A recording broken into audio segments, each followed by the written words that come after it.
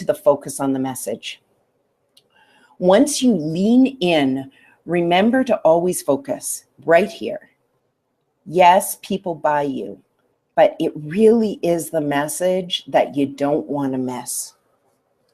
Remember to get dressed. The reason why I put this here is because even if we're doing a webinar, even if we're doing a Skype call, it doesn't matter our messaging. We're going to do everything with intention, and that means being physically prepared as well. People ask me all the time, how do you dress for an audience? I think we all feel different. Some people say match them. Whatever they're wearing, you match. I suggest 10% more. Always be 10% more dressed up than your audience.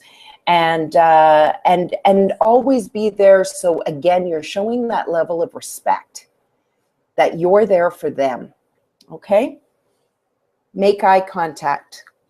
Get your head out of your notes. This is easy to say and so hard to do. If you need to script what you want to say to help you think through your marks, that's fine. But transition those into those bullet points that we were saying earlier. And start when you're doing your practicing, before your delivery, you're practicing around the bullet points. Don't be afraid to practice for like several days, several weeks. Also, don't be a grazer. I heard that from another speaker at once. People can feel it if you're not making authentic eye contact.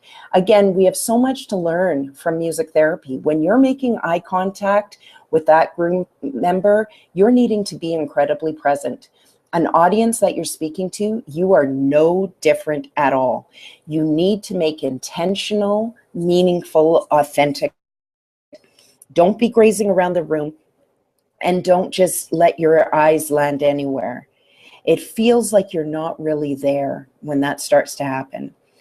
One of the things you can start practicing is lengthening the duration of eye contact per person. Connect with a human in the audience for 3 to 5 seconds before you move on. Time gets compressed when you're under pressure, so just be prepared that 5 seconds often feels like 30. But when you slow it down and become more deliberate, bring my language, right? Deliberate, intentional, meaningful with your eye contact, your presence strengthens and your audience's senses that you're calm, comfortable, and confident. And perhaps that's some of what you want to leave as one of those lingerers. Make sure you give space in your delivery. You don't have to fill up every second. I got to tell you, speaking on this webinar right now, tad uncomfortable. I'm not getting any feedback. I'm literally talking to myself, but I'm trying to picture all of your faces as I'm talking right now.